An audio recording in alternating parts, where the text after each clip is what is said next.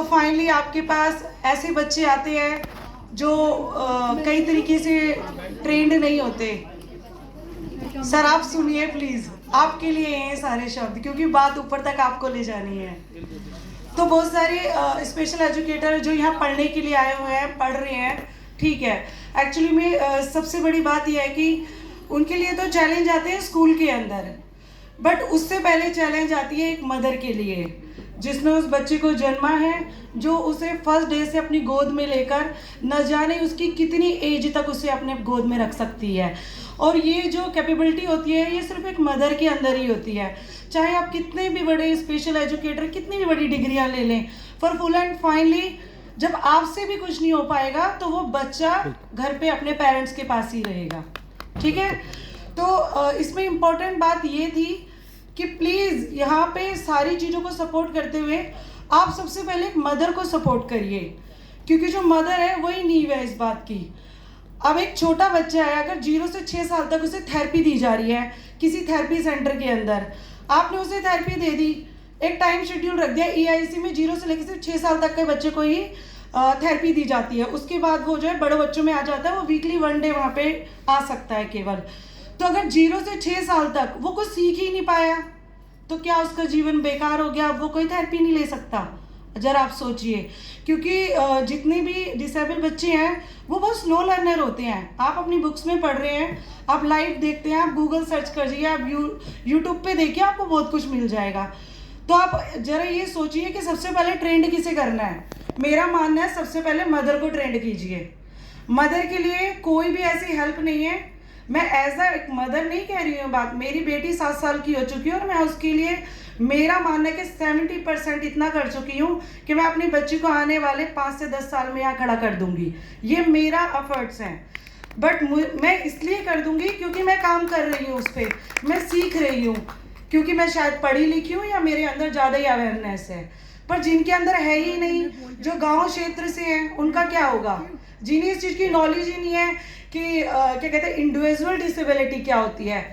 ठीक है, मैंने देखा कुछ ऐसी फिजिकल प्रॉब्लम्स होती है जो आपको फेस टू फेस दिख रही है। यहाँ पे बड़े अच्छे मतलब बहुत गोल्ड मेडल जीते हुए, बहुत ही मैं कह सकती हूँ गेम्स में धुरंधर लोग आके बैठे थे।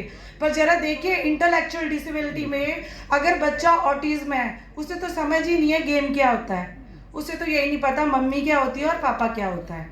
जरा प्लीज़ इस बात को देखिए। जो लोग परेशान होते हैं स्कूल में सीधा 6 साल के बाद बच्चे को भेज दिया, और स्पेशल एजुकेटर एकेडमिकली तो पढ़ाएगा A to Z 1 to 10 का खा गा, एक्चुअल में तो उसे यही नहीं पता कि टीचर क्या होता है, ये स्कूल क्या होता है जहाँ मुझे जाना है, ठीक है ना।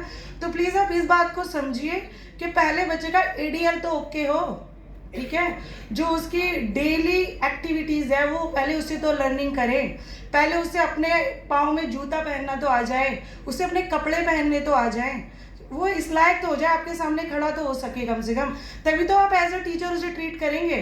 और जब आपके सामने बच्चा ही ऐसा आ गया जिसे यही नहीं पता मैंने क्या पहना क्या नहीं पहना, तो वो कहाँ से आप उसे क्या ट्रेन कर पाएंगे? आप खुद बताइए। अब इतने बड़े एजुकेटर बन चुके हैं या बनने वाले हैं, आप क्या कर लेंगे? आप वो कुछ कर ही नहीं सकते सर, सिर्फ एक मदर कर सकती है। क्यों? क्योंकि उसने शुरू से लेके एंड तक उसकी सारी बुराइयां और अच्छाइयाँ देखी हैं। तो मेरा ये मानना है सबसे पहले मदर को ट्रेन किया जाए, नहीं भी पढ़ी लिखी है तो उसे पढ़ाया जाए।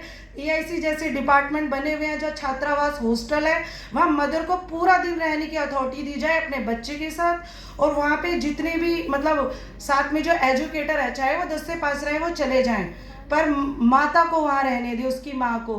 क्योंकि आपको पता है खाली बच्चे का ही स्ट्रेस नहीं है, एक माँ को पूरी फैमिली का स्ट्रेस है, समाज का है, शिक्षा का है, सबसे बड़ा स्ट्रेस अपने बच्चे का है कि रातों में नींद नहीं आती कि ठीक कैसे होगा या होगी, यही नहीं समझ आता कि जिंदगी में कुछ कर भी पाएगा या नहीं कर पाएगा। तो आप खुद सोचिए ना, ये तो ठीक है हम डिग्रियां बना रहे हैं, पढ़ रहे हैं, समाज में आ रहे हैं, स्पेशल एजुकेटर तक तो बच्चा तब पहुंचेगा जो स्कूल के लायक बनेगा। आप इस बात को जरा गौर फरमाइए। बहुत बातें हुई, बहुत सारी चीज़ें हुई, ऐसा हो जाएगा वैसा हो जाएगा, बच्चों को सोशल मीडिया से दूर रखो। अरे इस बच्चे को तो सोशल मीडिया ही नहीं पता क्या होता है, तो आप क्या करोगे इस सिचुएशन में बताइए? आप खुद सोचिए ना एक बार जरा सीरियस होके, कितनी पॉलिसियाँ चला लीजिए, कितने ही एडवेंचरिंग काम आप यहाँ कर लीजिए, पर कंडीशन वहीं की वहीं रहेगी। अगर मेरा ये मानना है कि अगर आपको डिसेबिलिटी ख़त्म करनी है तो उसके लिए सबसे पहले मदर को ट्रेन करें, उन्हें राइट्स दें, उनके लिए पेंशन लगाएं, उन्हें फाइनेंशियल सपोर्ट करें, बच्चे को भी और मदर को भी। तभी तो अब ये है ना, कुछ लड़कियां, कुछ औरतें जिनकी बहुत कम एज है, 27, 26, किसी ने बी फार्मा कर रखा है, किसी ने MSc कर रखी है, इतनी पढ़ाई के बाद शादी होगी, बच्चा डिसेबल हो गया, माँ का क्या हुआ? वो घर पे बैठी हुई है क्योंकि वो सारी ज़िंदगी अब उससे संभालेगी। उसकी पढ़ाई का क्या? कितनी डिग्रियाँ लेके बैठी है, क्या हो गया? उस डिग्रियों का कोई वैल्यू नहीं है। और वो हमसे भी कई ज़्यादा होशियार हैं, कई PhD टीचर हैं बैठी हुई हैं। हम ये मान सकते हैं जिन्होंने इतनी बड़ी बड़ी किताबें लिख दी, पर उनके घर में अगर डिसेबल बच्चा हो गया तो उस मदर का क्या?